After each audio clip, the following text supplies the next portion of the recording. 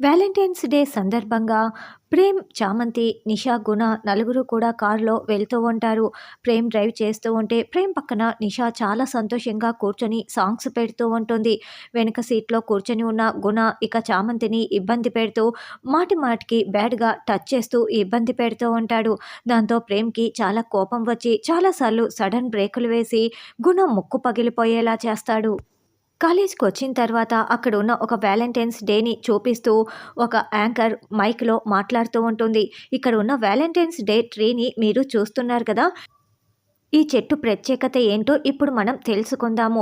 ఒకరిని ఒకరు ప్రేమించుకుంటున్న లవర్స్ కాస్త వాళ్ళ వాళ్ళ మనసుల్లో ఉన్న మాటల్ని ఒక పేపర్ పైన రాసి ఈ చెట్టుకి కడితే వాళ్ళ వాళ్ళ కోరికలు ఖచ్చితంగా నెరవేరుతాయి. ఇదే ఈ చెట్టు యొక్క ప్రత్యేకత.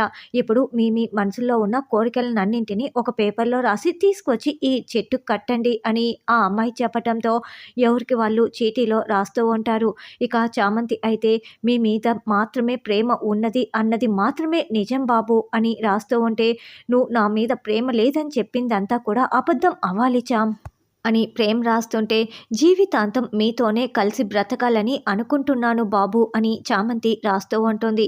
నేను కూడా జీవితాంతం నీతోనే లైఫ్‌ని పంచుకోవాలి, జీవితం గడపాలని కోరుకుంటున్నాను చామ్ అని ప్రేమ్ కూడా రాసేసి వాటిని చెట్టుకు కట్టటానికి వస్తూ ఉంటారు.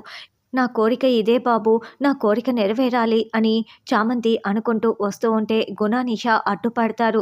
ఏయ్ చామంతి, నువ్వేం రాసావో నేను చూడాలంటూ చామంతి చేతిలో ఉన్న ఆ పేపర్‌ని నిష లాక్కునేస్తుంది. దాంతో చామంతి కంగారు పడుతూ ఉంటుంది.